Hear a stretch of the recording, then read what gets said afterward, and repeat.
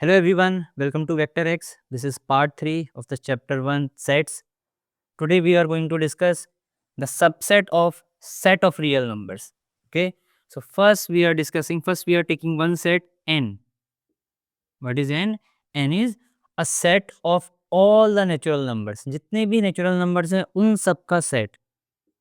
1, 2, 3, 4 and so on. हमको पता है 1, 2, 3, 4 ये सब नेचुरल नंबर है, तो सारे नेचुरल नंबर्स का सेट n से रिप्रेजेंट करते हैं. अब next we have z. What is z? z is a set of all the integers. जितने भी इंटीजर्स होते हैं उनका सेट. तो 0 है, 1, 2, 3, 4 ये सब तो होते ही हैं इसमें जो नेचुरल नंबर्स हैं. -1, -2, -3 ये सब भी होते हैं still in minus infinity like this. तो यहाँ देखो जो n के अंदर है 1, 2, 3, 4, 5 ये सब के सब यहाँ मौजूद हैं ऑलरेडी. तो n जो सेट है ये ऑलरेडी इसके सारे एलिमेंट यहाँ पर हैं. जब भी ऐसा होता है किसी के सारे एलिमेंट किसी दूसरे सेट में ऑलरेडी होते हैं तो हम क्या बोलते हैं, वो उसका सबसेट है. तो जो n है हमारा n सबसेट है z का. ठीक है, ये सब सेट है n, उसका एक पार्ट है. नाउ नेक्स्ट वी हैव, ये नेचुरल नंबर हो गए, इंटीजर हो गए. उसके बाद हमारे पास है q. q is set of all rational numbers. Okay, set of all the rational numbers. अब रैशनल नंबर्स क्या होते हैं, देखो ये जो z के अंदर है ये सब तो रैशनल है ही है. ओके, z के अंदर जो ये हैं ये सारे के सारे तो आएंगे ही इसमें.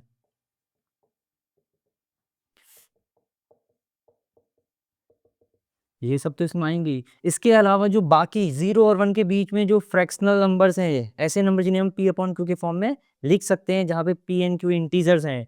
And like 1/2, -1/2, 7/5, -7/5 like so on. ऐसे बहुत सारे फ्रैक्शनल नंबर्स हैं जो ये सब क्या हैं, ये सब रैशनल नंबर्स हैं. अगेन हम रैशनल नंबर्स को ये रोस्टर फॉर्म में नहीं लिख सकते. क्यों? क्योंकि यहाँ पर कोई भी पैटर्न फॉलो नहीं हो रहा है. देखो इन दोनों को लिख सकते हैं, यहाँ पे एक पैटर्न फॉलो हो रहा है. अगर कहीं पे 1, 2, 3, 4 डैश डैश लिखा हो आप समझ जाओगे कि अगला नंबर 5 है, फिर 6 है, फिर 7 है. एक पर्टिकुलर पैटर्न है. यहाँ पर भी एक पैटर्न है, 0, 1, 2, 3 यहाँ 5, 6, 7, 8 आएगा. अगर मैं पूछूँ इसके बाद क्या आएगा, यहाँ पे आप बोलोगे -3 है तो -4 आएगा क्योंकि ये आ गया. तो इसको भी हम रोस्टर फॉर्म में लिख सकते हैं. देखो यहाँ पर कोई पैटर्न नहीं है, इसके बीच में भी, इन दोनों के बीच में भी इनफाइनाइट नंबर्स हैं, इनफाइनाइट रैशनल नंबर्स. कोई भी एक पर्टिकुलर पैटर्न नहीं है. तो इस तरीके से हम फ्यू को रिप्रेजेंट नहीं कर सकते. ये सिर्फ एक्सप्लेनेशन के लिए मैंने इस तरीके से लिख रखा है. ठीक है, बस समझाने के लिए कि ये इसका सबसेट है. तो देखो z के सारे एलिमेंट यहाँ पे ऑलरेडी हैं, तो z q का सबसेट है, इसका पार्ट है. अगर n की बात करूँ 1, 2, 3, 4, 1, 2, 3, 4 भी यहाँ ऑलरेडी है. अगर ये इसका सबसेट है, ये इसका सबसेट है, तो n इसका सबसेट तो होगा ही. मतलब n इसके अंदर है और ये पूरा का पूरा इसके अंदर है, तो n भी इसके अंदर होगा ही होगा. तो यहाँ से मैं आपसे कह सकता हूँ कि z जो है वो क्या है, q का सबसेट है. तो यहाँ से कंबाइन होके ये इन दोनों को कंबाइन करके मैं सीधे एक लाइन में बोल सकता हूँ n z का सबसेट है, z q का सबसेट है, ऐसे लाइन से. ठीक है, इसके बाद बात करते हैं q के बाद t की. t होता है set of all the irrational numbers. सारे इर्रेशनल नंबर्स का सेट, जैसे कि √2, -√2, √3, -√3, आई कैन से पाई, -पाई, ऐसे बहुत सारे. अगेन यहाँ पर भी कोई पर्टिकुलर पैटर्न फॉलो नहीं हो रहा है, इनके बीच में भी और भी बहुत सारे इर्रेशनल नंबर्स हैं. तो इसको भी हम इस रोस्टर फॉर्म में नहीं लिख सकते, ये सिर्फ एक्सप्लेनेशन के लिए लिख रखा है. तो टी को मैंने ऐसे लिख रखा है, ये सब क्या है, इर्रेशनल नंबर. ये सब क्या है, रैशनल नंबर. ये रैशनल नंबर्स हैं, ये इर्रेशनल नंबर्स हैं. तो रैशनल नंबर इर्रेशनल नंबर्स के अंदर नहीं है, ये दोनों बिल्कुल ही अलग हैं एक दूसरे से. ना ये इसके अंदर है, ना ये इसके अंदर है. तो ना क्यू टी का सबसेट है, ना टी क्यू का सबसेट है. और एन और जेड की बात करूं, एन भी नहीं है यहाँ, एन रैशनल नंबर है, यहाँ पे एक भी नहीं है. जेड भी नहीं मौजूद है. तो अगर मैं n की बात करूं, चाहे q z की बात करूं, चाहे q की बात करूं, ये सब कोई भी सबसेट नहीं है. t का t अपने आप में अलग है. ये सब, या अगर कोई रैशनल है तो वो इर्रेशनल नहीं होगा, जो इर्रेशनल है वो रैशनल नहीं होगा. तो इनमें ऊपर वाले तीनों में और इसमें आपस में कोई भी कॉमन एलिमेंट नहीं है, ये अलग है, बिल्कुल सेपरेट. अगर इसके बाद रियल नंबर्स की बात करूं, रियल नंबर्स आपको पता है रियल नंबर्स क्या होते हैं. देखो ये जो सारे क्यू के अंदर आए ये सब भी रियल नंबर्स हैं, सारे इंटीजर ये 0 1 2 3 -1 -2 3 फ्रैक्शंस वाले, और ये जो इर्रेशनल नंबर्स हैं ये भी सारे रैशनल नंबर को कैसे रिप्रेजेंट करते हैं हम सारे रैशनल नंबर को क्यू से, तो मैं ये कह सकता हूँ सारे क्यू और क्या सारे के सारे टी ये सब आएंगे इसके अंदर, सारे के सारे क्यू आ जाएंगे, सारे के सारे टी आ जाएंगे, तो जो कंबाइन बनेगा सारे रियल नंबर्स का सेट, सॉरी हाँ सारे रियल नंबर्स का सेट वो आर से रिप्रेजेंट करेंगे हम, set of all the real numbers. तो अब यहाँ देखो रियल नंबर्स के अंदर क्यू भी है, सारे के सारे क्यू आ रहे हैं, तो इसका मतलब क्यू इसके अंदर आता है, क्यू इसका एक पार्ट है, क्यू सबसेट है आर का। टी भी इसके अंदर आता है, तो टी भी सबसेट है आर का। तो मैं ये बोल सकता हूँ जो क्यू है वो सबसेट है आर का, वो एक हिस्सा है क्योंकि आर बहुत बड़ा है, दोनों इसके अंदर आते हैं। टी भी क्या है, सबसेट है आर का। तो मैं यहाँ से इसको एक और चीज जोड़ सकता हूँ कि एन सबसेट है जेड का, जेड सबसेट है क्यू का, क्यू सबसेट है आर का, आर सबसे बड़ा सेट है इनमें, ये सब इसके आर के अंदर आएंगे। लेकिन टी बिल्कुल अपने आप में सेपरेट है, ये कोई भी सबसेट नहीं है टी का, बट टी आर का सबसेट है, क्यू और आर दोनों टी के सबसेट है। So the now next topic is interval as the subset of R. Suppose हमारे पास क्या है R यार, मतलब पूरी रियल नंबर लाइन है, सारे रियल नंबर्स हैं यहाँ पे देखो, जैसे सपोज 0 है, ये 1 है, ये 2 है, ये -1 है, -2 है, ये तो सब इंटीजर्स हैं, पर इनके बीच के सारे नंबर्स इंटीजर मिला के भी ये सब रियल, ये रियल नंबर लाइन है, मतलब इसमें हर एक पॉइंट एक रियल नंबर है। तो हम सिर्फ -1 इंटीजर्स की बात नहीं कर रहे हैं, हर एक नंबर की बात कर रहे हैं बीच में, इसलिए मैं इंटीजर्स को हटा दे रहा हूँ। सपोज मेरे पास क्या है, मेरे पास दो नंबर है ए और बी, ठीक है, दोनों के दोनों रियल नंबर है, मेरे पास दो नंबर है ए एंड बी, दोनों के दोनों रियल नंबर है, और मैं मानता हूँ कि बी बड़ा है ए से, ठीक है, ए छोटा है बी बड़ा है। अगर बी बड़ा है तो वो ए पहले आएगा कहीं पर, ठीक है, ए यहाँ पे आएगा, सपोज बी बड़ा है तो बी बाद में आएगा। कोई नंबर है ए और डी रियल है तो रियल नंबर में आएंगे, इमेजिनरी नंबर नहीं है, और ए छोटा है बी बड़ा है तो बी बाद में आएगा, ऐसे। यहाँ देखो पहला केस देखो क्या कह रहा है, एक ए है, एक सेट है ए, क्या है x such that x is element of R, x real number है, और वो रियल नंबर कैसा है देखो, ए से बड़ा होना चाहिए और बी से छोटा। ए से बड़ा मतलब ए के बाद वाले ये सारे नंबर, और इसके बाद नहीं लेंगे, बी से बड़ा नहीं होना चाहिए, ठीक है, तो बी के तो सारे नंबर लेने हैं हमको, ये वाले नंबर सारे लेने हैं, ऐसे मार्क करेंगे इसको। अब ए और बी की बात करते हैं, क्या ए को लेना है, नहीं, यहाँ देखो इक्वल टू का साइन नहीं है यहाँ पर, ए को नहीं लेना है, ए से बड़ा होना चाहिए जस्ट, ठीक है, जैसे सपोज एक नंबर 2 है, 2 से बड़ा नंबर होना चाहिए लेकिन 2 नहीं होना चाहिए, मतलब 2 1 0 0 0 0 0 0 1 ऐसे वाला नंबर वो चलेगा, लेकिन 2 नहीं चलेगा। तो 2 को नहीं लेना है, वैसे ही ए को नहीं लेना है। तो अगर मुझे ग्राफिकली रिप्रेजेंट करना है ये नंबर लाइन में, तो कैसे करेंगे, जब ए को नहीं लेना होता है तो ये यहाँ तक तो डार्क हो गई, ए पे जो हम ऐसे सर्कल जैसा बनाएंगे एक छोटा सा, देखो ये अंदर से इसको इसको भरा नहीं है ऐसे, ठीक है, खाली है ये। वैसे सेम बी में बी को भी इंक्लूड नहीं करना है, एक्सक्लूड करना है, ठीक है, इंक्लूड मतलब वो भी आएगा, एक्सक्लूड मतलब वो नहीं आएगा, उसके अलावा दूसरे आएंगे।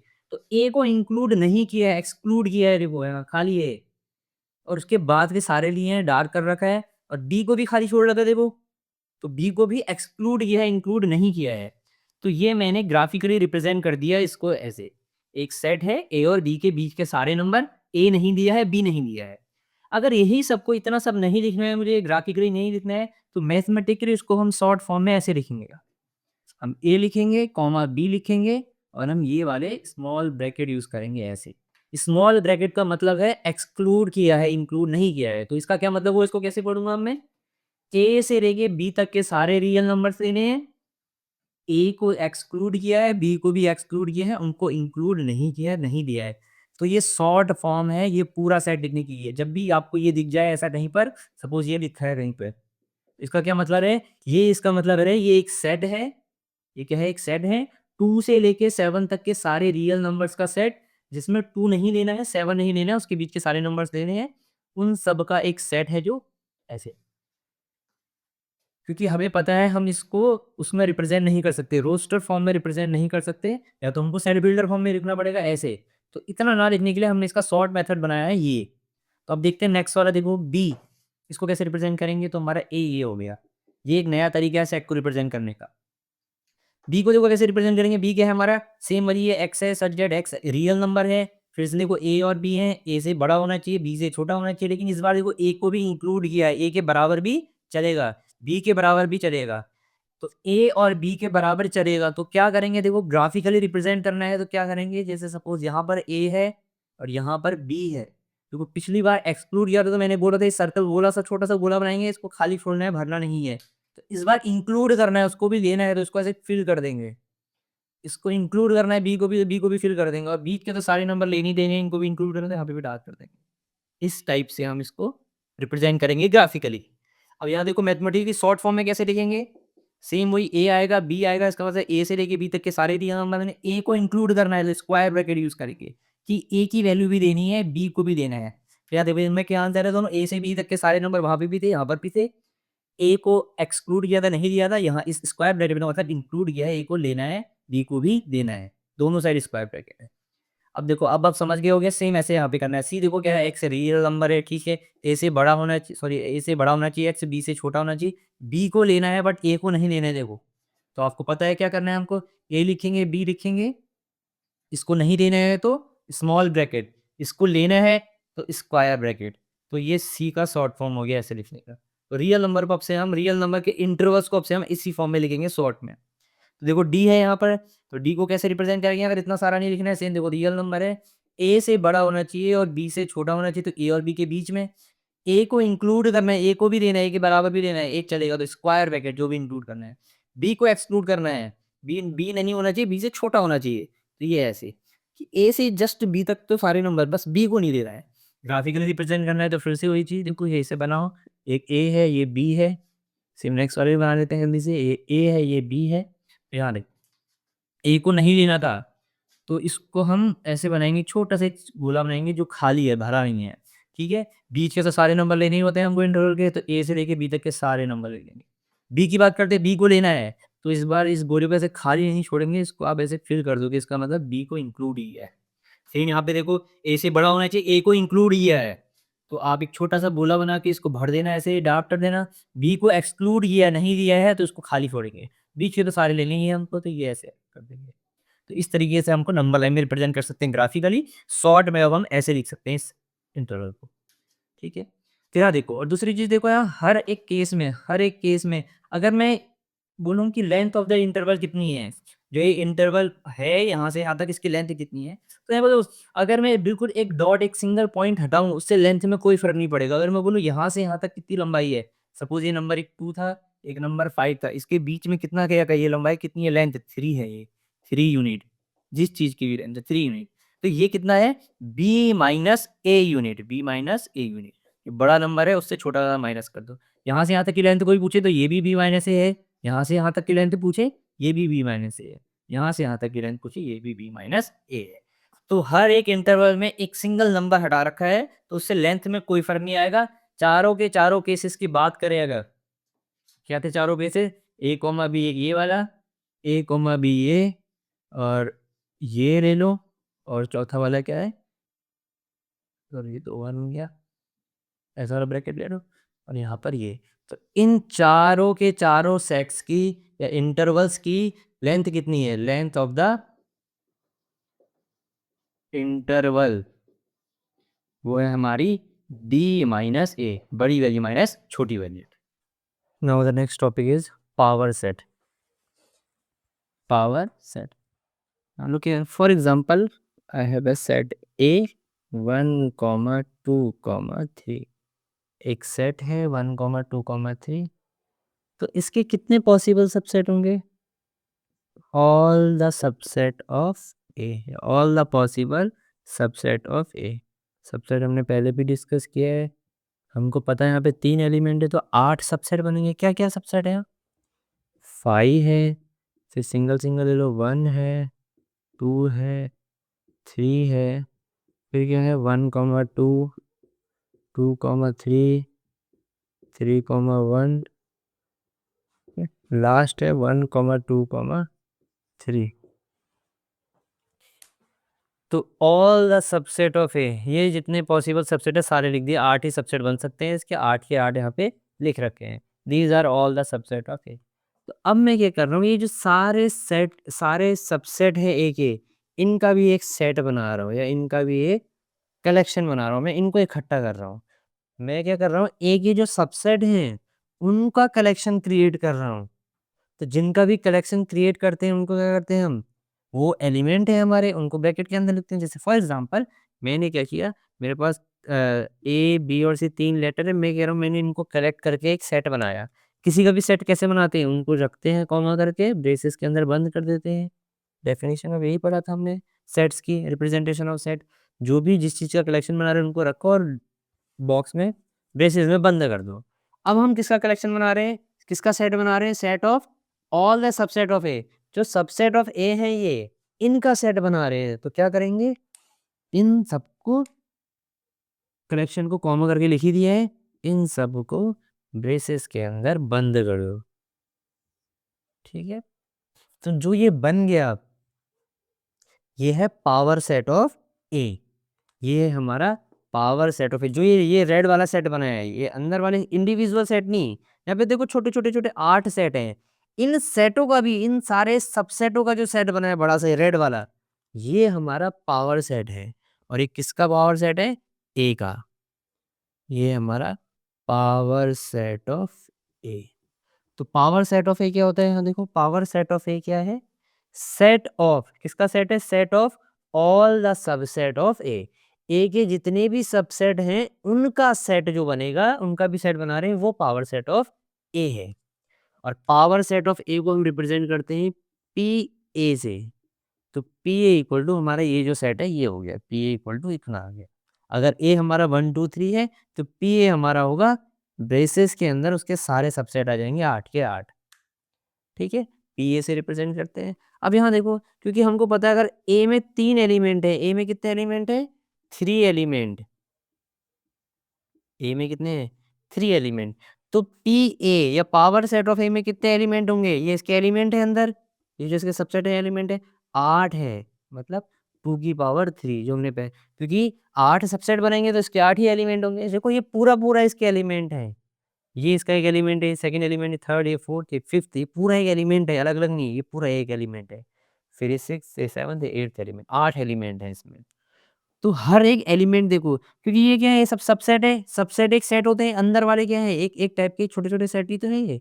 सबसेट है भले ही एक ही, लेकिन एक टाइप के सेट ही हैं। ये पावर सेट ऑफ ए के अंदर जो भी एलिमेंट है देखो, वो कोई ना कोई सेट है। तो ये जो हम हमारी डेफिनेशन पढ़ते हैं, हम क्या कह रहे हैं? द कलेक्शन ऑफ, किसका कलेक्शन कर रहे हैं? ऑल सबसेट ऑफ ए। सारे सबसेट जितने हैं उनका कलेक्शन, उसको बोलेंगे पावर सेट ऑफ ए। ठीक है? ये पावर सेट है। डिनोटेड एज पी ए, तो पी ए से डिनोट करते हैं पावर सेट ऑफ ए, ऐसे पढ़ेंगे इसको। Power set of A, every element is a set. देखो इसका हर एक एलिमेंट एक सेट है। 5 भी एक सेट है, ये भी एक सेट है, ये भी एक सेट है, ये भी एक सेट है, ये भी एक सेट। सब सेट है इसके। ब्रैकेट के अंदर ऐसे नॉर्मल एलिमेंट नहीं आ रहे 1 2 3, जो भी आ रहे ब्रैकेट के अंदर वाले आ रहे हैं। तो अंदर जितने भी एलिमेंट है सब सेट है। नेक्स्ट क्या कह रहा है? If n A is equal to, sorry यहाँ पे 2 जगह एन हो गया, तो इसको दूसरा वेरिएबल ले लेते हैं हम, कंफ्यूजन से बचने के लिए एम ले लेते हैं। तो यहाँ पे भी एम लिख देता हूँ।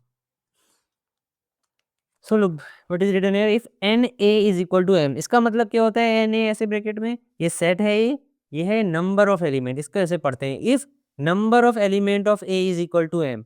अगर ए में एलिमेंट एम है, एम एलिमेंट है, जैसे यहाँ पे ए में 3 एलिमेंट थे, तो एन पी ए का मतलब है number of element in power set of A.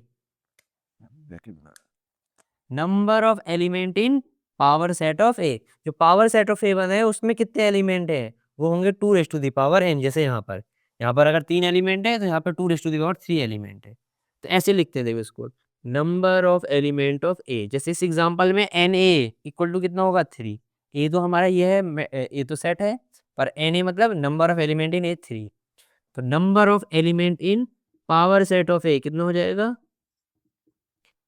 2 raise to the power M, मतलब 3 है ऐसे। तो ये 8 आ गया। तो पी ए तो ये है हमारा, और एन पी ए का मतलब है number of element in power set of A, वो 8 आ गया। तो ये सारे इंपॉर्टेंट पॉइंट्स है पावर सेट ऑफ ए के लिए।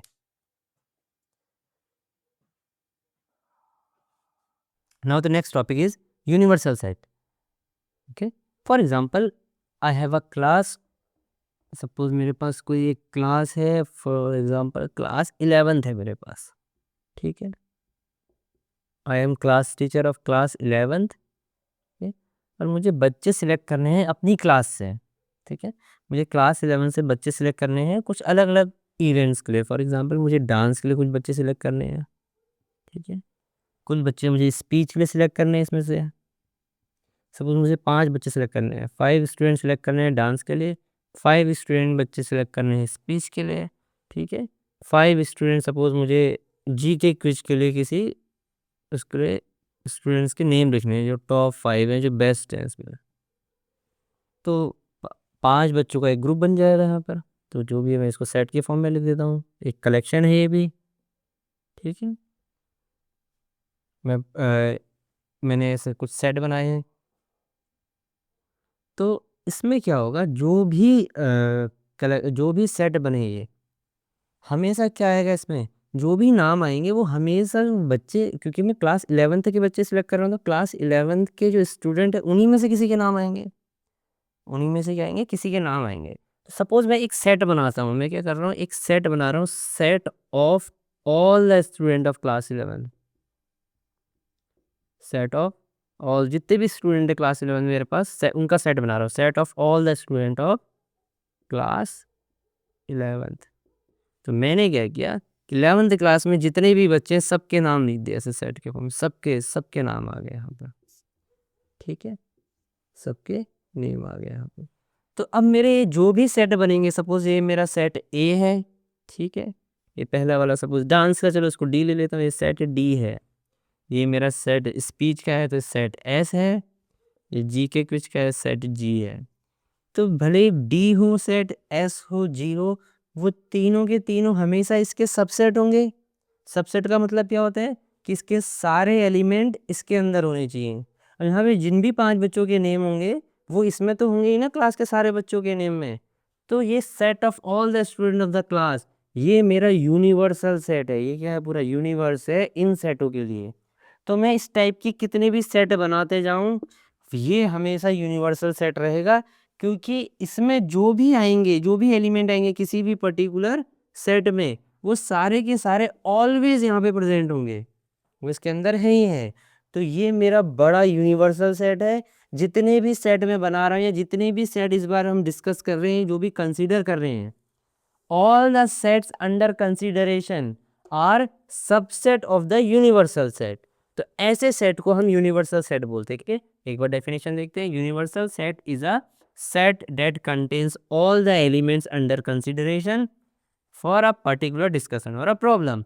किसी पर्टिकुलर डिस्कशन या किसी पर्टिकुलर प्रॉब्लम में सेट, किसका सेट, कौन सा set, which contains all the element under consideration. जितने भी एलिमेंट आपने कंसीडर किए, जितने भी एलिमेंट कंसीडर किए डिस्कशन में, वो सारे के सारे जहाँ पर प्रेजेंट हों, वो सारे के सारे जहाँ पर प्रेजेंट हों, वो हमारा यूनिवर्सल सेट है। Is usually denoted by you. किसी और से भी डिनोट किया हो सकता है, बट जनरली हम क्या करते हैं, इसको यू से डिनोट करते हैं। तो फॉर एग्जांपल देखो, मेरे पास एक सेट है 1, ठीक है। एक सेट है 2,3, एक सेट है 1,2,5, ऐसे करके 3 सेट हैं, ठीक है। तो अब मेरे पास 4 ऑप्शंस है। एक है 1,2,3,4, ठीक है। बी है मेरे पास 0,1,2,3,4, ठीक है। सी है मेरे पास 1,2,3, डी है मेरे पास 1,2,3,4,5,6। अब आपको ये बताना है, आपके पास 3 सेट है ए बी सी जो आपने बनाए हैं या जो भी अंडर कंसिडरेशन है इस बार, जो भी अंडर डिस्कशन है। तो इनमें से किसको आप यूनिवर्सल सेट बोलेंगे। तो यहाँ देखो, तो क्या बोल रहा था ये, जो भी एलिमेंट अंडर कंसिडरेशन है, अंडर कंसिडरेशन में जो भी एलिमेंट है वो सब उस सेट में प्रेजेंट होने चाहिए, उसी को यूनिवर्सल सेट बोलेंगे। तो कौन कौन से एलिमेंट कंसिडर किए हैं, देखो ए का एलिमेंट क्या है, 1 होना चाहिए, 2 और 3 भी होना चाहिए, 1 2 और 5 भी होना चाहिए। तो ये सारे एलिमेंट जिसमें आएंगे, देखो यहाँ पे 5 नहीं है, यहाँ पर भी 5 नहीं है, यहाँ पर भी 5 नहीं है, इसमें 5 है, बाकी भी होने चाहिए 1 2 3, देखो 1 2 3 सब है। तो जितने जो एलिमेंट हमने कंसीडर किए हैं, हमने 1 किया, 2 किया, 3 किया, 5 किया है, तो ये एलिमेंट वहाँ पे प्रेजेंट होनी चाहिए जिस सेट में, उसको यूनिवर्सल सेट माना जा सकता है। तो ये हमारा यूनिवर्सल सेट है अगर इन चारों में से चूज करना है। Now we are going to discuss a totally different kind of representation of a set. अभी तक हमने सेट को रिप्रेजेंट किया रोस्टर फॉर्म में, सेट बिल्डर फॉर्म में, जो भी किया लिख के ही किया। अब हम क्या करने वाले हैं, अब हम ड्रॉ करके उसका डायग्राम ड्रॉ करके सेट्स को रिप्रेजेंट करेंगे। ऐसे ही डायग्राम को हम बोलते हैं वेन डायग्राम। ठीक है, तो वेन डायग्राम क्या होता है? Venn diagram is pictorial representation of a set. Pictorial representation of a set. तो वेन डायग्राम क्या है? सेट्स का पिक्टोरियल रिप्रेजेंटेशन।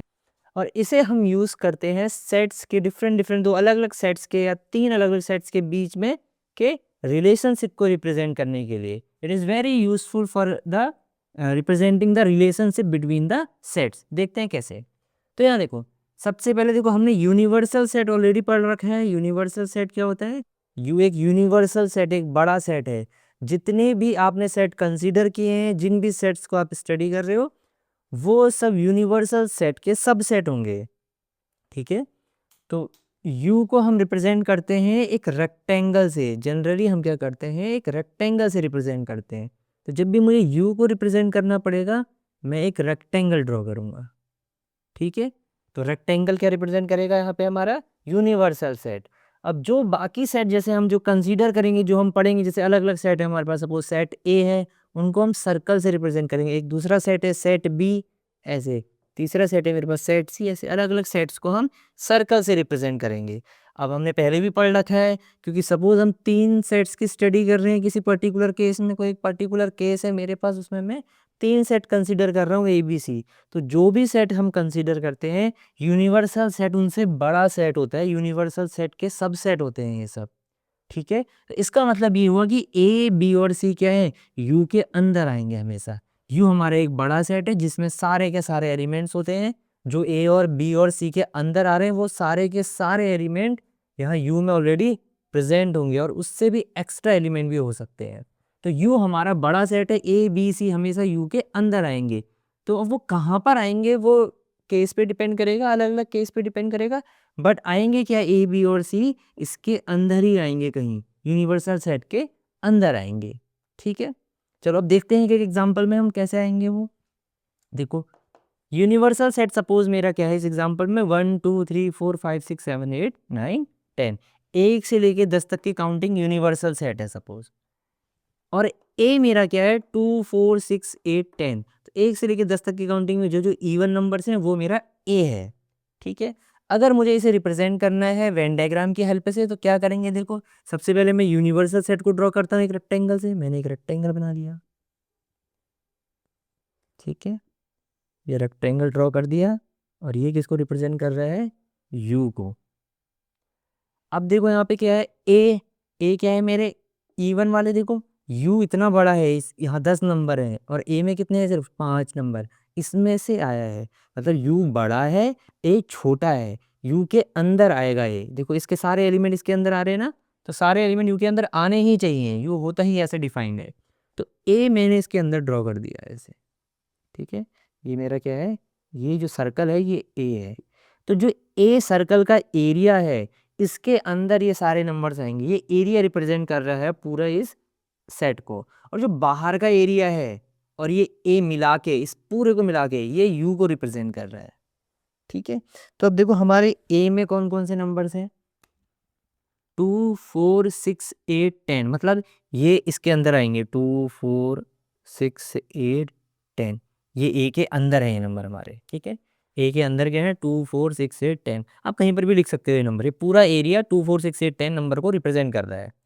तो अब यहाँ देखो, अब यू में तो बहुत सारे नंबर हैं। चलो, 2 तो यहाँ अंदर है, 4 यहाँ अंदर है, 6 यहाँ अंदर है, 8 यहाँ अंदर है, 10 यहाँ अंदर है। बाकी बचे नंबर्स कहाँ होंगे? क्योंकि वो ए के अंदर तो है नहीं, पर यू के अंदर तो है। इसका मतलब वो ए के बाहर होंगे।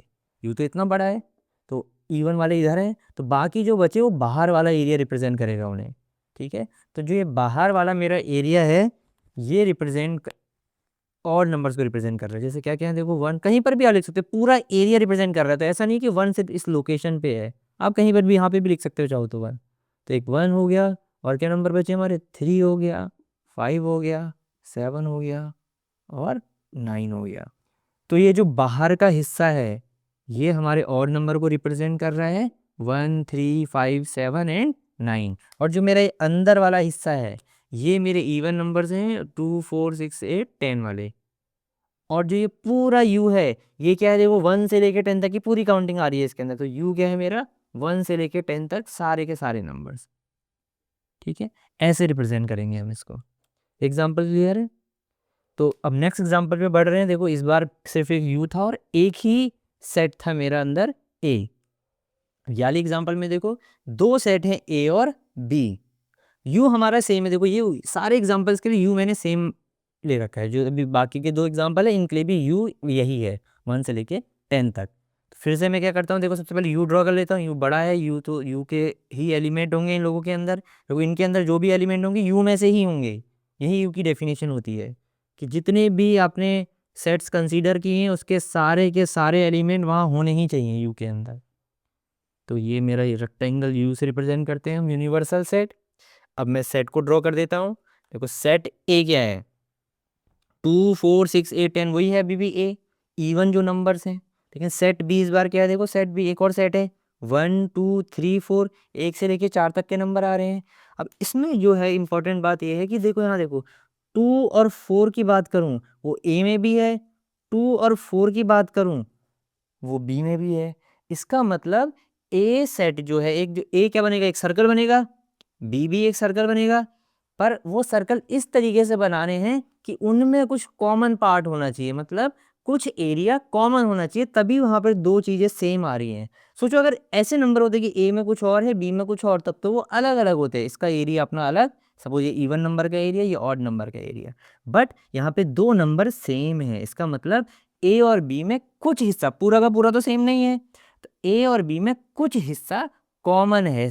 ठीक है, तो कैसे ड्रॉ करेंगे कॉमन हिस्सा, देखो सपोज मैंने क्या करा, ए को ड्रॉ किया, सपोज ये मेरा ए है एक सर्कल, तो इसका मतलब बी ऐसे बनेगा, ये मेरा बी है, कुछ कॉमन हिस्सा बना है इसमें। ठीक है, क्योंकि कुछ कॉमन हिस्सा आ रहा है इसमें। तो अब देखो यहाँ देखो हम कैसे फिल करेंगे, देखो जो बीच वाला हिस्सा है ये ए का भी पार्ट है बी का भी पार्ट है, तो ऐसा कौन सी चीज है जो ए और बी दोनों का पार्ट है, वो नंबर क्या है हमारे 2 और 4। तो इसका मतलब इस जो ये एरिया है ये 2 नंबर और 4 नंबर को रिप्रेजेंट कर रहा है। जो बीच का ये पूरा एरिया है वो 2 और 4 को रिप्रेजेंट कर रहा है, क्योंकि वो ए में भी आ रहा है बी में भी आ रहा है। अब यहाँ देखो और बाकी हिस्से क्या है, सपोज देखो यहाँ देखो, सपोज जो ये वाला हिस्सा बचा, ये वाला ये दिख रहा है, ये जो डॉट बना रहा हूँ मैं, ये हिस्सा क्या है, ये पूरा तो ए है, ये हिस्सा क्या है, ये ए का वो वाला हिस्सा है जो बी के साथ कॉमन नहीं था। ए का वो हिस्सा जो बी के साथ कॉमन नहीं था, जैसे यहाँ देखो ये पूरा ए है, ये वाला हिस्सा बी के साथ कॉमन था, ये वो हिस्सा है ए का जो बी के साथ कॉमन नहीं है। इसका मतलब ये जो एरिया है ये 6 8 और 10 को रिप्रेजेंट कर रहा है, 6 8 और 10। ऐसे ही बी में ऐसा कौन सा हिस्सा है जो ए के साथ कॉमन नहीं है, देखो 2 और 4 तो कॉमन है बी में, 2 और 4 तो आ ही गए हैं, 2 और 4 मैंने बी के अंदर लिख दिए हैं, क्या बचे 1 और 3, तो 1 और 3 यहाँ पे आएंगे।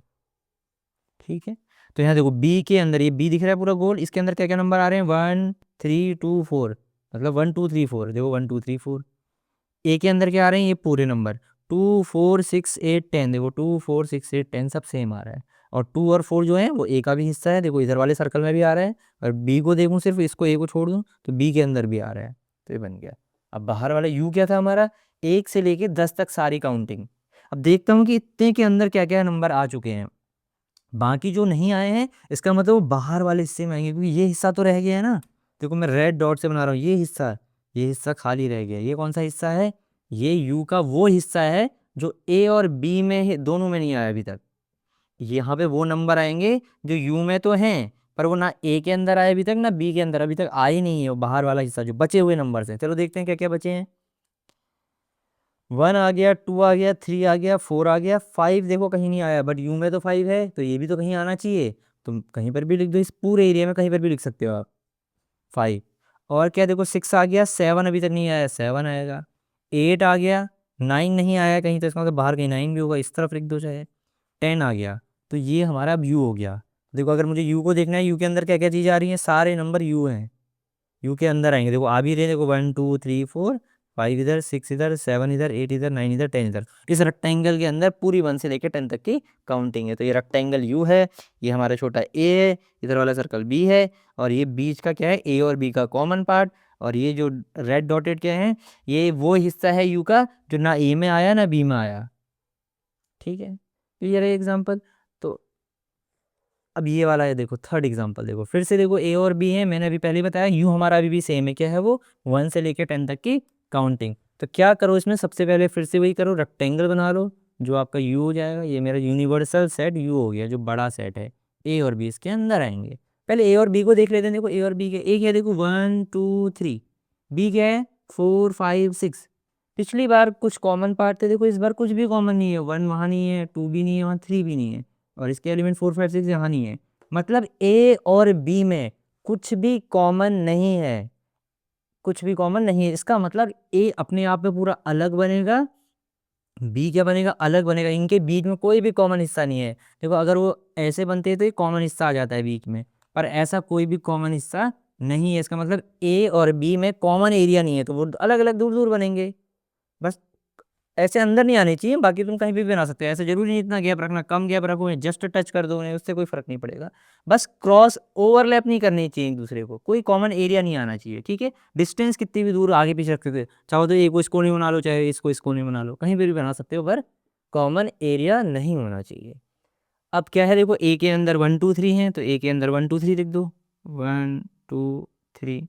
तो बी के अंदर देखो क्या है, 4 5 6 है, इसको यहाँ लिख दो 4 5 6।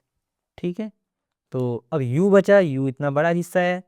ठीक है, तो जो इसमें 1 से लेके 10 तक पूरा आएगा u में, अब इतने नंबर आ गए, जो नहीं आए वो बाहर आएंगे। तो क्या क्या आ गया देखो, 1 2 3 आ गया, 4 5 6 आ गया, 7 8 9 और 10 रह गया, वो बाहर आ गया कहीं पर भी। मतलब पूरा एरिया, ऐसा नहीं कि 7 सिर्फ इधर है, ये पूरा जो एरिया है बाहर का, ये वाला, ये सर्कल को छोड़ के वो 7 8 9 10 पूरे को रिप्रेजेंट कर रहा है। ऐसा नहीं कि ये खाली हिस्सा है, ये पूरा हिस्सा 7 8 9 10 को रिप्रेजेंट कर रहा है, वो हमारा यू है। यू के अंदर 1 से 10 तक की काउंटिंग है, ए के अंदर 1 2 3 है, बी के अंदर 4 5 6 है। ठीक है, ये क्लियर एग्जांपल। तो दो ऐसे सेट जिनमें कुछ भी कॉमन पार्ट नहीं है, और या फिर डायग्राम के हिसाब से बोलें तो दूर दूर हैं। ठीक है, वो एक दूसरे को ओवरलैप नहीं कर रहे हैं। तो ऐसे केसेस में हम ए और बी को बोलते हैं डिसजॉइंट सेट। ठीक है, तो ए और बी क्या है हमारे यहाँ, इस केस में क्या है, डिसजॉइंट सेट है। डिसजॉइंट सेट मतलब कि कॉमन पार्ट इनमें कुछ भी नहीं है। क्लियर है, चलो नाउ फोर्थ एग्जांपल देखते हैं। अब हम देखो, ए क्या है मेरा 1 और 2, ए 1 और 2 नंबर है, बी क्या है 1 2 3 4। क्या कुछ कॉमन पार्ट है, हाँ यहाँ देखो 1 2 यहाँ है, 1 2 यहाँ है। कॉमन पार्ट तो अब छोड़ो, यहाँ देखो ए जो है हमारा, वो पूरा का पूरा बी के अंदर आ रहा है। मतलब ए और बी में कॉमन पार्ट क्या है, पूरा ए कॉमन है। देखो ये पूरा ए, बी बड़ा है 1 2 3 4 है, और जो बी के अंदर 1 2 3 4 सब चारों आएंगे, तो ए उसके अंदर आ रहा है। ए पूरा का पूरा बी के अंदर है। इसका मतलब ये कैसे सर्कल बनेंगे, ये एक सपोज ये बड़ा सर्कल है, ये बी है मेरा, तो ए इसके अंदर है कहीं। अब वो किसी भी कोने में बना सकते हो, वो आपकी मर्जी है, पर अंदर होने चाहिए, बाहर नहीं जाना चाहिए। ये ऐसे कहीं पर भी बना दो आप, चाहे तो सेंटर पे बना लो। ठीक है, तो मतलब बी बड़ा है 1 2 3 4, और ए उसी के अंदर आ रहा है पूरा का पूरा। और यूनिवर्सल सेट बाहर से ड्रॉ कर देंगे हम, क्योंकि वो सबसे बड़ा सेट है, उसके अंदर ही सब आने चाहिए। ये सॉरी, ये ओवरलैप हो गया, ऐसा नहीं करना है बिल्कुल भी। ठीक है, टच करते हुए निकल जाएगा वो फिर भी चलेगा। ठीक है, पर कॉमन एरिया बिल्कुल भी नहीं आना चाहिए। तो ऐसे कभी भी ओवरलैप नहीं करना। इसको थोड़ा सा एक्सटेंड कर देता हूँ ऐसे। तो ये u हो गया, ये अंदर का a हो गया, ये b हो गया। चलो इनके एलिमेंट्स फिल कर देते हैं। a के एलिमेंट से 1 और 2, तो 1 आ गया, 2 आ गया। अब b के अंदर 1 2 3 4 आएगा, तो b के अंदर 1 2 तो आ ही गया है, तो बाहर के हिस्से में क्या बचा 3 और 4। अब पूरा u है हमारा 1 से लेके 10 तक, तो 1 2 3 4 आ गया, बाकी नंबर बाहर आएंगे। बाकी नंबर्स क्या बचे हमारे, 4 आ गए हैं, 5 6 7 8 9 और 10। तो हमारा u तो ये हो गया 1 से लेके 10 तक की काउंटिंग, b हमारा ये हो गया, इसके अंदर क्या क्या आ रहा है b के अंदर 1 2 3 4, और a के अंदर क्या आ रहा है सिर्फ 1 और 2। ये कंप्लीटली इसके अंदर आ रहा है। तो यहाँ देखो हमने पहले भी पढ़ा है, अगर कोई सेट के सारे एलिमेंट किसी और दूसरे सेट के अंदर होते हैं तो हम क्या बोलते हैं, ए बी का क्या है, सबसेट है, ए बी का सबसेट है और बी ए का सुपरसेट है। तो जब भी ऐसा होता है कोई किसी का सेट है और ये इसका सुपरसेट है, तो कैसे बनते हैं देखो, वो जो सेट है वो अंदर बनता है, वो उसके अंदर आ जाता है पूरा का पूरा, ठीक है, और सुपरसेट बाहर से होता है। ये इक्वल वाला केस नहीं है, ठीक है। ए सेट जो है बी के अंदर आएगा। अगर कोई आपसे बोले कि ए बी का सबसेट है, तो दो केस हो सकते हैं, या तो वो इक्वल होंगे, अगर वो इक्वल नहीं है तो ऐसे बनेगा, हमेशा अंदर आएगा, ठीक है। एक केस ये हो सकता है, देखो ए हमारा 1 2 3 है, ये भी सबसेट ही होता है, हमने पहले भी डिस्कस किया है। बी भी हमारा क्या है, 1 2 और 3 है, तो ये ऐसे केस में ओवरलैप करेंगे, ये ए है मेरा, तो बी भी यही है, बी भी सी के ऊपर बनेगा, बिल्कुल एग्जैक्टली इसके ऊपर दिखेगा भी नहीं, एक दूसरे एक ही सर्कल दिखेगा, देखने में ऐसा लगेगा कि बी भी यही है, मतलब ए और बी क्या है, इक्वल, ए और बी क्या है, इक्वल, ठीक है।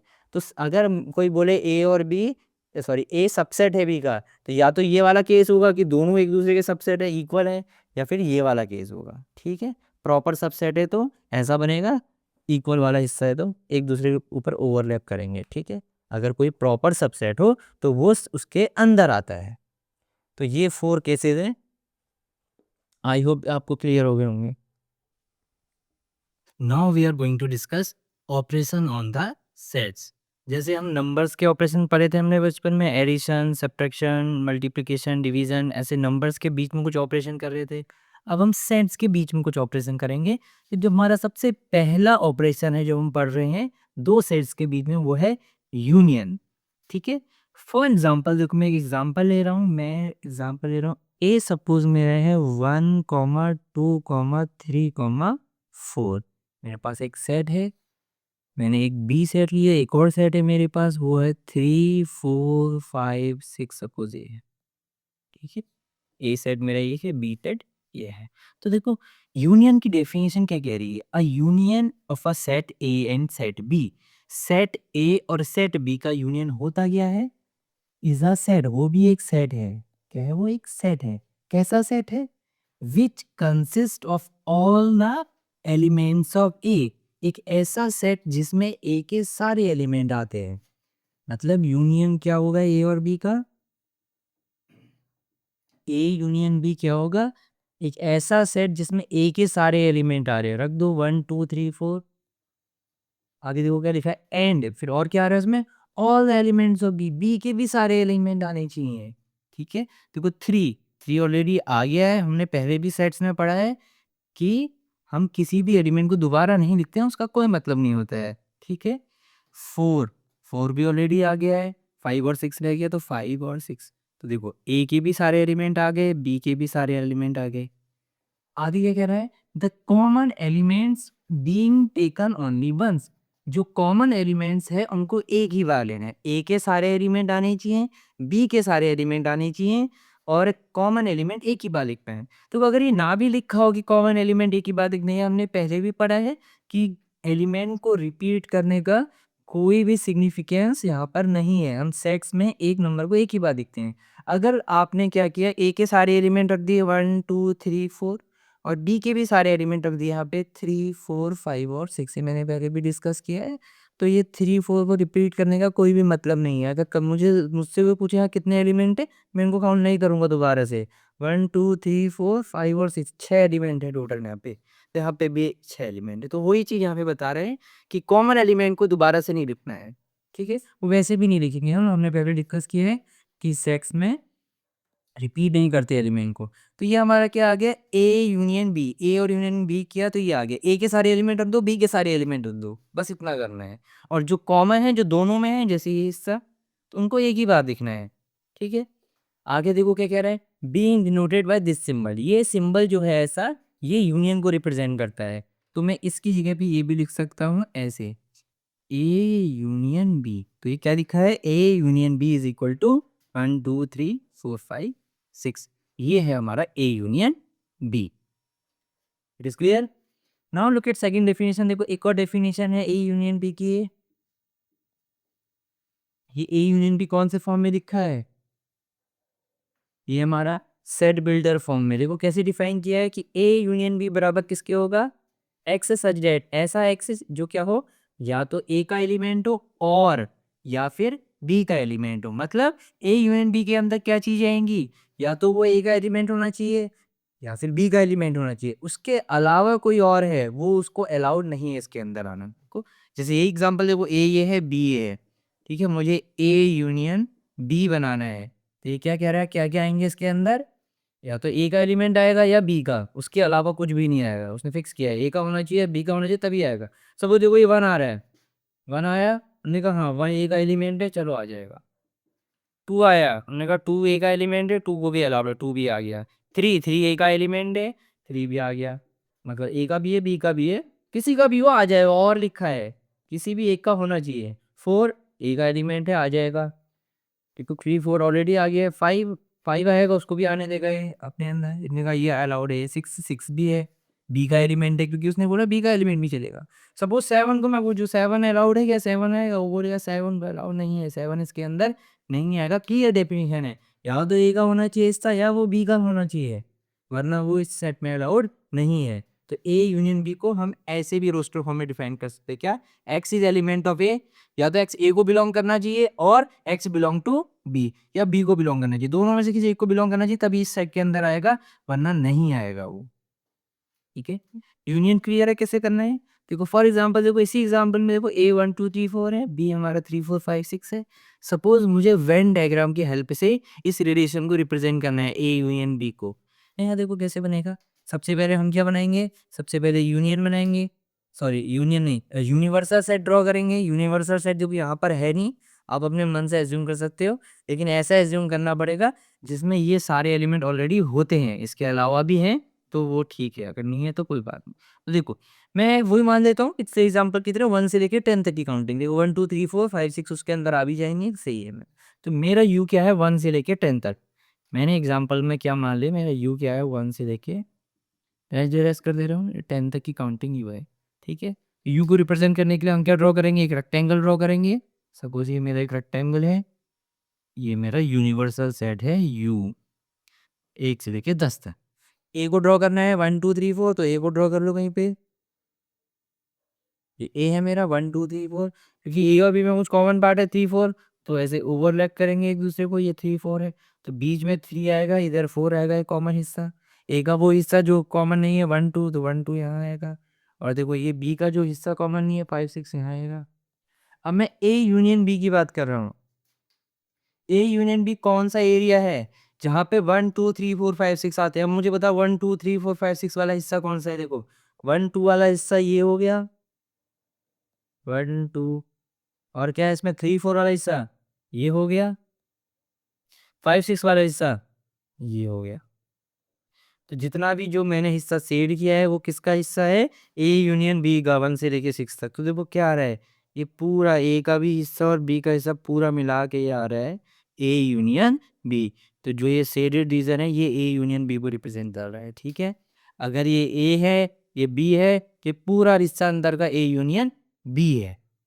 ठीक है, बाहर का हिस्सा बच गया, वहां पे सेवन एट नाइन 10 नंबर आ जाएंगे। ये पूरा ए यूनियन बी है, ये वाला हिस्सा। इस क्लियर, चलो एक एग्जांपल और देखते हैं हम। मैं अब एक ऐसा केस दे रहा हूं यहाँ पर क्या है, ए सबसेट है बी का। कैसे एग्जांपल ले रहा हूँ, ए सबसेट है बी का। वो एग्जांपल देखो, सपोज ए है मेरा वन और टू, ठीक है, बी है मेरा वन टू थ्री फोर, जैसे प्रीवियस केस था वन टू थ्री फोर। अगर ए यूनियन बी की बात करते हैं, बताओ ए यूनियन बी क्या आएगा, क्या करना होगा, ए यूनियन बी का अभी पढ़ा हमने, ए के सारे एलिमेंट लिख दो, बी के सारे एलिमेंट लिख दो, बस वही करना है, और जो कॉमन है उसको एक ही बार लिखेंगे, तो वन और टू आएगी एक एलिमेंट। अब बी के लिए सारे एलिमेंट लिख दो, वन और टू ऑलरेडी आ गए हैं यहाँ, तो उसको छोड़ दो, थ्री और फोर लिख दो, थ्री और फोर, क्योंकि वन ए और ए के एलिमेंट ऑलरेडी यहाँ हैं और कॉमन एलिमेंट दोबारा लिखते हैं, तो मैंने लिखा क्या, ये तो सारे एलिमेंट आ गए वन टू थ्री फोर, क्योंकि ए क्या है बी के अंदर ही है। ठीक है, अगर दोनों के एलिमेंट को ऐसे हम मिलाएंगे तो बी के ही एलिमेंट बन रहे हैं, तो यहाँ देखो ये क्या आ गया है, इक्वल टू क्या आ गया, बी के ही बराबर आ गया है। ठीक है, तो यहाँ से एक कंडीशन क्या बनी, if A is subset of B, अगर ए क्या है, ए छोटा है बी बड़ा है, ए बी का सबसेट है, तो देन क्या होगा, ए यूनियन बी कितना आएगा, वो बी के बराबर रहेगा, मतलब जो सुपर सेट होता है उसके बराबर आंसर आएगा।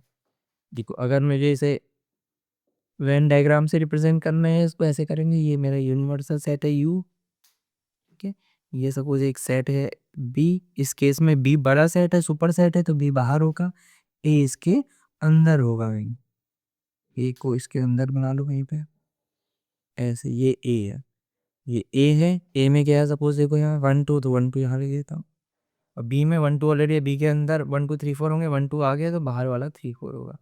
अब मैं पूछ रहा हूँ कौन सा वो रीजन है जिसमें 1 2 3 4 सब आ रहे हैं, यूनियन, ए यूनियन में 1 2 3 4, तो 1 2 वाला हिस्सा ये है, 3 4 वाला हिस्सा बाहर वाला है। तो अगर मैं शेड कर रहा हूँ तो कौन सा रीजन शेड कर दिया मैंने, देखो रेड वाला हिस्सा क्या है, रेड वाले हिस्से को क्या बोलेंगे, ये तो है पूरा रेड वाला हिस्सा, ये बी है, इसीलिए देखो ए यूनियन बी बी आ रहे हैं, मतलब आंसर हमारा सुपर सेट आएगा। अगर ए बी का सबसेट है तो ए यूनियन बी बी आएगा, फिर वो सुपर सेट है बी, आंसर सुपर सेट आता है। जस्ट अगर मैं इसका अपोजिट सेंटेंस लिखूं, देखो क्या आएगा, if B is subset of A, अब बी सबसेट है तो सुपर सेट कौन सा हुआ, ये सुपर सेट है, ए सुपर सेट है, तो अगर तब इसका आंसर क्या आएगा, ए यूनियन बी क्या आएगा, अब ए आ जाएगा, ठीक है। अगर कोई एक सेट दूसरे सेट का सबसेट है तो आंसर में क्या आता है, सीधे सीधे जो भी सुपर सेट है वो आता है, जो बड़ा वाला सेट है वो आता है, जो सबसेट है वो नहीं आएगा, ठीक है। ये तो ये सबसेट है, ये नहीं, ये आएगा बड़ा वाला सेट, ये सबसेट है, ये सुपर सेट है, तो सुपर सेट आएगा, ठीक है। क्लियर है ये दो point. Now union we have discussed, now we are going to discuss the properties of the union. Properties of union. So first property is commutative law. पहली property क्या है हमारे, कम्यूटेटिव लॉ। ये क्या बोल रहा है, देखो कम्यूटेटिव आपने पहले भी पढ़ा होगा, एडिशन में पढ़ा था कि एडिशन कम्यूटेटिव होता है, A plus B is equal to B plus A, कि ए को इधर बी को इधर कर दो तो कोई फर्क नहीं पड़ता है। सेम ऐसे यहाँ यूनियन में भी देखो, ए यूनियन बी और बी यूनियन ए में सेम आएंगे, इक्वल आएंगे। देखो एक एग्जांपल देख लेते हैं हम, सपोज ए है मेरा 1,2,3, ठीक है, बी क्या है 3,4,5, सपोज ये है, ठीक है। तो ए यूनियन बी कितना आएगा, देखो ए के सारे एलिमेंट लिखने हैं, लिख दो 1 2 3, बी के सारे एलिमेंट लिखने हैं, बस कॉमन वाला एक बार आएगा बस, क्योंकि रिपीट तो हम करते नहीं है, तो 3 ऑलरेडी आ गया है तो बचे हुए 4 5 आ गया। बी यूनियन ए निकाल लो, बी के सारे एलिमेंट, बी के सारे एलिमेंट क्या है 3 4 5, फिर ए के सारे एलिमेंट भी आएंगे 1 2 3, 1 2 3 ऑलरेडी आ गया तो दोबारा नहीं आएगा, ये आ गया। तो अगर इन सबको देखो, देखो यहाँ पे 5 एलिमेंट है, यहाँ पे 5 एलिमेंट है, हमने पहले भी पढ़ा है कि किस ऑर्डर में लिखे हैं वो इनसिग्निफिकेंट है, ठीक है, उससे कोई फर्क नहीं पड़ता है, एलिमेंट क्या है बस वो देखने हैं। देखो 1 2 3 4 5, 5 एलिमेंट है, 1 से लेके 5 तक, यहाँ पर भी 1 2 3 4 5, 1 से लेके 5 तक है। तो चाहे हम पहले ए के एलिमेंट लिखें फिर बी के लिखें, चाहे बी के लिखें फिर ए के लिखें, कोई भी फर्क नहीं पड़ना है, दोनों इक्वल हैं। तो कम्यूटेटिव लॉ क्या है, A union B is equal to B union ए।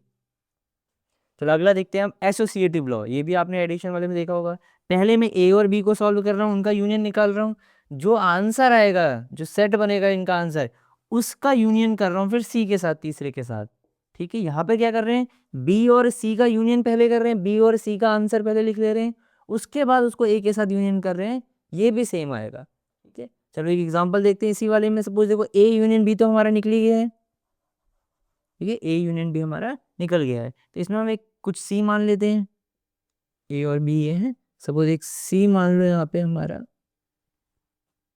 ठीक है, सी को कुछ भी ले लो, इसमें से आप ले लो 4 5 6 ले लो, ठीक है, 4 5 6। तो ये वाले केस में जो लेफ्ट हैंड साइड है इसमें पहले क्या सॉल्व करना है हमें, ए यूनियन बी, तो ए यूनियन बी हमने निकाल लिया। अब एक काम करते हैं, इसको सी के साथ यूनियन कर देते हैं, ठीक है, ए यूनियन बी हमारा निकल चुका है, इसका सी के साथ यूनियन, मतलब इसके एलिमेंट और सी के एलिमेंट को एक साथ कंबाइन करके लिख देते हैं, बस कॉमन वाले नहीं लिखेंगे। तो इसके एलिमेंट देखो क्या है 1 2 3 4 5, 4 5 यहाँ कॉमन है तो इसको एक ही बार लिखेंगे 1 2 3 4 5, तो फिर सिर्फ 6 बचा, 6 में एक्स्ट्रा 6 आ गया, तो 1 से लेके 6 तक की काउंटिंग आ गई है। तो ये वाला पार्ट देखते हैं, पहले बी यूनियन सी निकालेंगे हम, ठीक है। तो बी यूनियन सी पहले, तो लेफ्ट हैंड साइड हमारा ये आ गया है, ठीक है, ये है हमारे पे। अब राइट हैंड साइड को सॉल्व कर रहे हैं हम। तो बी यूनियन सी को पहले निकालेंगे, निकाल लेते हैं बी यूनियन सी को। कहाँ है बी यूनियन सी, लिखो बी है सी है, तो सारे एलिमेंट लिख दो एक साथ, रिपीट नहीं करना है। बी के 3 4 5 है, 3 4 5 ऑलरेडी आ गया, 6 बचा तो 6 आ जाएगा यहाँ पर। तो बी यूनियन सी आ गया, ये आ गया। अब इसका ए के साथ करना है, तो ए के साथ इसका इंटरसेक्शन कर दो, सॉरी यूनियन कर दो। क्या कर दो, यूनियन कर दो इसका ए के साथ। देखो ए के एलिमेंट कहाँ है, ये है 1 2 3, तो ए के एलिमेंट और इसके एलिमेंट सारे आने चाहिए, जो सेम है वो रिपीट नहीं करना चाहिए। देखो 3 सेम है बस यहाँ पर, तो 3 से दोबारा नहीं आएगा, बाकी सबको रख दो। 1 आ गया, 2 आ गया, ये 3 आ गया, बाकी 4 5 6 रह गया, 4 5 6 आ गया। तो ये हो गया हमारा A union B union C. अब यहाँ देखो ये राइट हैंड साइड आ गया है, राइट हैंड साइड और लेफ्ट हैंड साइड को देखो, ये दोनों क्या आ रहे हैं, सेम टू सेम आ रहे हैं, 1 से लेके 6 तक। तो चाहे पहले इन दोनों का यूनियन निकालो फिर सी के साथ करो, चाहे इन दोनों का यूनियन निकालो फिर ए के साथ यूनियन करो, आंसर क्या आएगा, सेम आएगा। जो कि क्या होंगे, ए बी सी तीनों के एलिमेंट मिले हुए होंगे वहाँ पे, ए के भी एलिमेंट होंगे, बी के भी होंगे, सी के भी सारे होंगे, बस कॉमन वाले हमने एक ही बार लिखे होंगे। हो सकता है कोई एलिमेंट तीनों जगह पे हो, ए में भी, बी में भी, सी में भी, एक ही बार लिखेंगे लेकिन हम यहाँ पर। ये क्लियर है। नेक्स्ट देखते हैं law of identity. Law of identity क्या कह रहा है, A union phi is equal to A. A और फाई का यूनियन करेंगे तो क्या आ रहा है हमारा आंसर, ए ही आ रहा है। चलो देखते हैं, सपोज मेरा ए है 1 2 3, यहाँ पे लिखा ही ऑलरेडी, ए क्या है 1 2 3, और फाई क्या होता है, फाई एक नल सेट है जिसके अंदर कोई भी एलिमेंट नहीं है। अब हमारी डेफिनेशन क्या कहती है ए यूनियन बी की, ए यूनियन बी की डेफिनेशन क्या बोलती है, ए के सारे एलिमेंट को लिखो, 1 2 3 लिख दिया। फिर वो बोलती है बी के भी सारे एलिमेंट को लिख दो यहाँ पे, बस रिपीट मत करना। तो बी के सारे एलिमेंट उठाए मैंने यहाँ से, कुछ भी है ही नहीं यहाँ, तो यहाँ ही रख दिया मैंने कुछ भी, अभी मैंने कुछ भी नहीं रख दिया और डब्बा बंद कर दिया। तो बना क्या लास्ट में, 1 2 3 ही बन गया, ए ही बन गया है, ठीक है। क्योंकि फाइव में कुछ है ही नहीं, तो एलिमेंट ऐड क्या करेंगे यहाँ, कुछ भी नहीं, सेम ए के बराबर आएगा हमेशा। तो A union five is always equal to A, हमेशा ए के ही बराबर आएगा। फाइव में कोई एलिमेंट नहीं है, तो इसमें क्या मिला है, इन दोनों को मिक्स करने, दोनों के एलिमेंट कंबाइन करके यहाँ लिखने थे। नेक्स्ट देखते हैं आइडम्पोटेंट लॉ। क्या कह रहे हैं, A union A is equal to A. फिर से चेक कर लेते हैं, सपोज फिर से हमारा ए 1 2 3 है, ठीक है, क्योंकि दो ए हैं तो दोबारा ए को दोबारा से 2 बार लिख लेता हूँ यहाँ पे, चलो 1 2 3। मुझे क्या करना है, ए का इंटरसेक्शन ए से ही करना है। तो इसका क्या मतलब होता है, इंटरसेक्शन की डेफिनेशन क्या कहती है, इसके भी सारे एलिमेंट उठाओ, इसके भी सारे एलिमेंट उठाओ और रख दो यहाँ, बस जो रिपीट कर रहे हैं उनको दोबारा मत लिखना। तो एक एलिमेंट क्या है 1 2 3, मैंने रख दिया 1 2 3। फिर इसके एलिमेंट क्या है, इसके एलिमेंट 1 2 3 वो ए ही है, तो वो तो सेम ही है, वो तो रिपीट ही करेंगे पूरे के पूरे, तो रिपीटिशन यहाँ दोबारा से लिखनी नहीं है, तो ये बंद कर दिया हमने। तो ये हमेशा ए के ही बराबर आएगा, क्योंकि ए के सारे एलिमेंट और फिर इसके एलिमेंट रिपीट ना करें। अब ये क्योंकि ए ही है तो ये दोनों तो रिपीट ही करेंगे, तो लिखने की दोबारा जरूरत नहीं है, तो ये दोबारा से ए ही बनेगा। तो A intersection A is always equal to A. कोई भी सेट का इंटरसेक्शन उसी के सेट से कर दोगे तो वही आंसर आएगा सेम। नेक्स्ट देखते हैं लॉ ऑफ, ये यू है, ठीक है, सॉरी, यूनियन का सिंबल नहीं है, ये यू है। यू क्या था, हमने इससे पहले पढ़ा था, यूनिवर्सल सेट है ये। यूनिवर्सल सेट क्या होता है, यूनिवर्सल सेट जो भी आपने जो सेट कंसीडर किए हैं उन सबका क्या होगा, सुपर सेट होगा एक तरीके से, या फिर उसके सारे एलिमेंट इस सेट में आ रहे होंगे। लॉ ऑफ यूनिवर्सल सेट, इसको ए के साथ यूनियन करेंगे तो यू ही आएगा। हमने पहले भी पढ़ा है, वो वाले केस में पढ़ा था, जब ए सबसेट ऑफ बी होता है, उसको इरेज कर देते हैं। जब ए सबसेट ऑफ बी होता है तो ए और बी का यूनियन आता क्या है, ए के ही बराबर आ जाता है। पढ़ा था ना हमने पढ़ा था, जब ए बी का सबसेट है, ए क्या है, बी का सबसेट, तो ये बड़ा सेट हुआ बी, ए के अंदर, ए इसके अंदर आ रहा है, सुपर सेट है ए।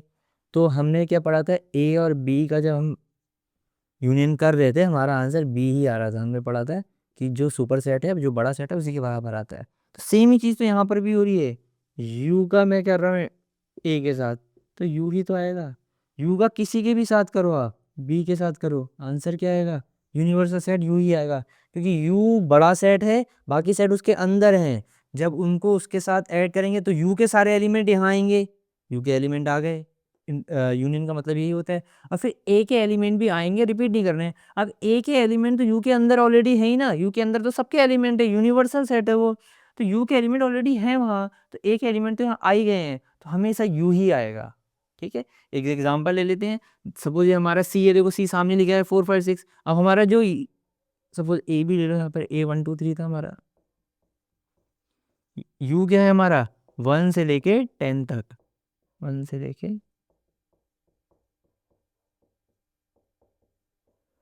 1 से लेके 10 तक है हमारा यू। तो अब मुझे क्या निकालना है, यू का यूनियन करना है ए के साथ, मतलब यू के सारे एलिमेंट आएंगे तो 1 से लेके 10 तक सारे आ गए।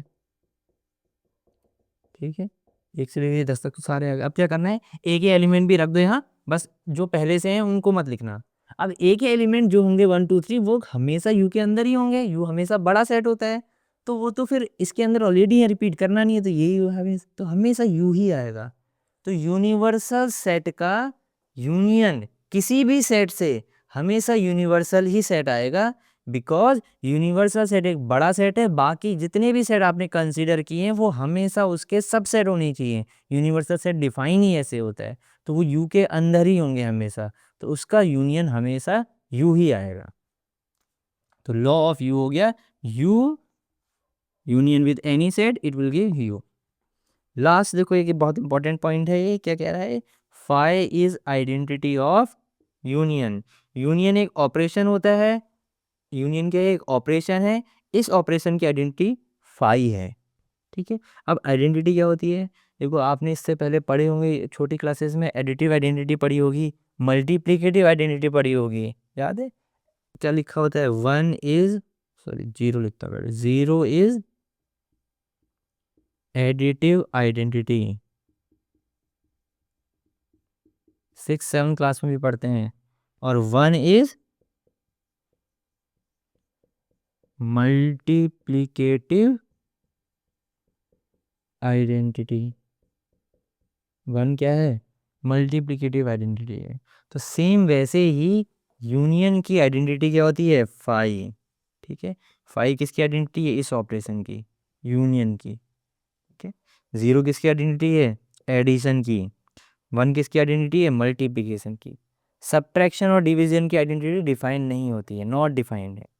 ठीक है, अगर आपको आइडेंटिटी नहीं पता है, मैं आपको एक्सप्लेन करता हूँ कि आइडेंटिटी कैसे निकालते हैं और उनकी माइनस की और डिवीजन की आइडेंटिटी नॉट डिफाइन क्यों है। और दूसरा, यहाँ पर यूनियन की आइडेंटिटी फाई क्यों है। चलो पहले आइडेंटिटी को डिस्कस करते हैं, आइडेंटिटी होता क्या है, इसकी डेफिनेशन पढ़ते हैं। अगर आपको पहले से पता है आप स्किप कर सकते हैं, आप आगे बढ़ जाइए। आइडेंटिटी क्या होता है, हाँ देखो ऐसे डिफाइन करेंगे।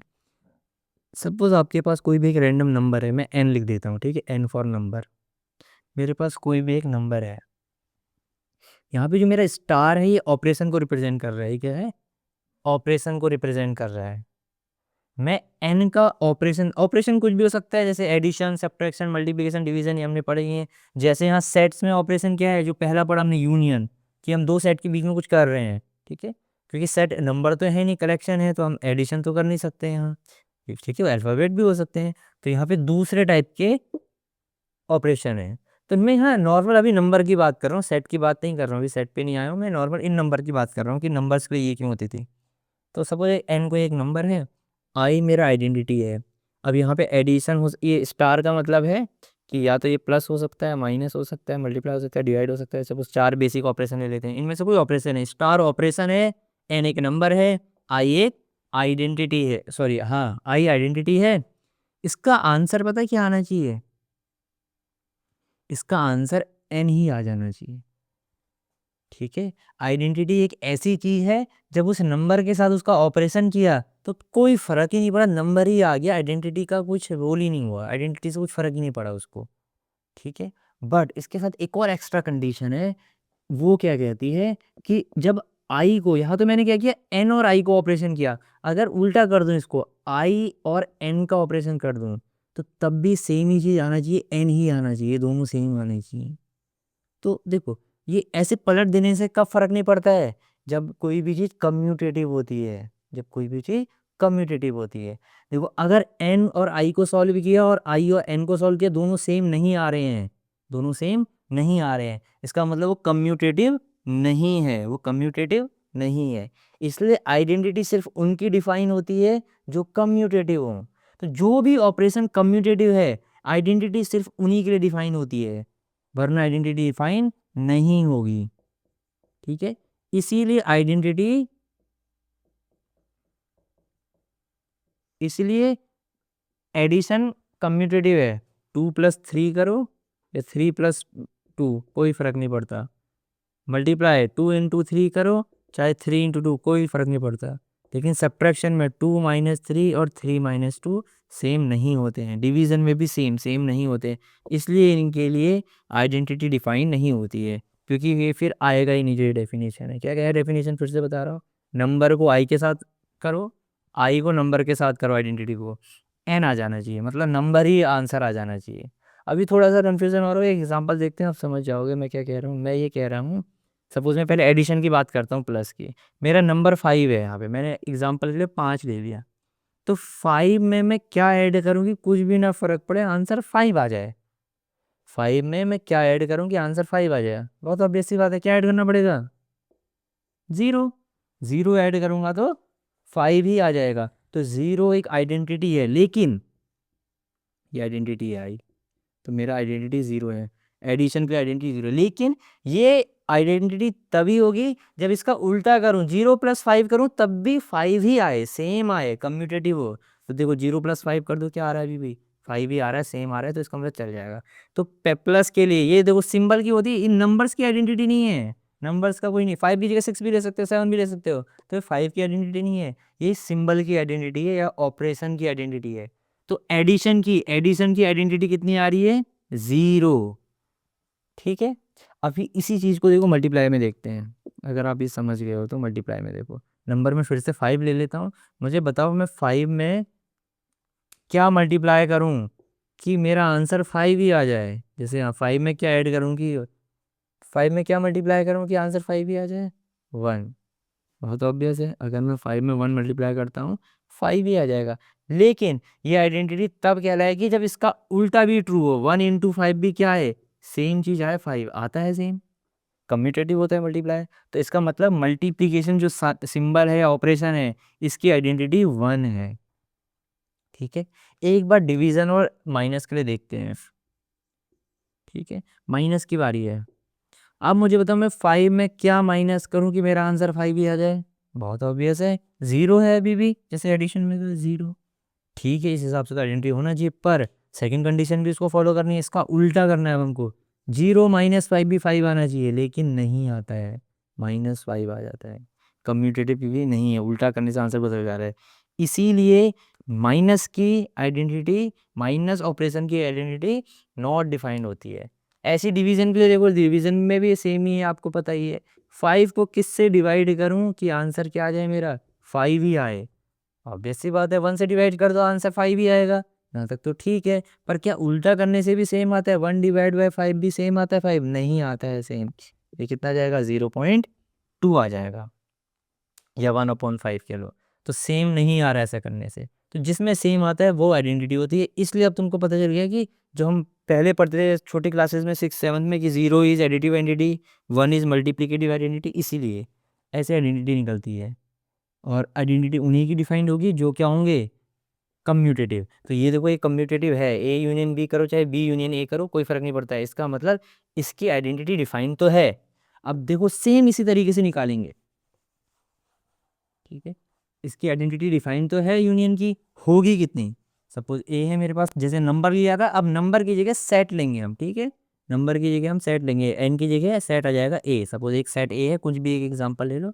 अब मैं कह रहा हूँ मैं ए को यूनियन कर रहा हूँ। ए का यूनियन किससे करूँ? ए का यूनियन किससे करूँ ताकि कोई फर्क ना पड़े, ए ही आंसर आए। जैसे हमने बोला था कि 5 में मैं क्या ऐड करूँ कि 5 ही आ जाए, तो वही चीज़ है सेम। ए का यूनियन किससे करूं कि ए ही आ जाए? अभी हमने थोड़ी देर पहले ही पढ़ा है, देखो ए का यूनियन ए ही आ रहा है। जब हम 5 से करते हैं हमेशा क्या आएगा? ए ही आएगा। ठीक है, तो ए यूनियन 5 जैसे 1 की होता है, 5 के साथ इसके करेंगे कोई फर्क नहीं पड़ेगा। ए यूनियन फाई कितना आ रहा है, ए आ रहा है। अब इसका उल्टा देखते हैं, फाई का यूनियन ए से करेंगे उल्टा, तब भी क्या आएगा हमारा, ए ही आएगा, तो सेम आ रहा है। तो इसलिए ये लाइन है क्या, फाई जो ये फाई सबसेट है, सॉरी फाई जो सेट है, phi is identity of union operation. Phi set is identity of union operation. This clear? Union complete हो गया है। अब जो नेक्स्ट ऑपरेशन पढ़ेंगे अब हम इसके बाद, नेक्स्ट ऑपरेशन क्या है हमारा, इंटरसेक्शन।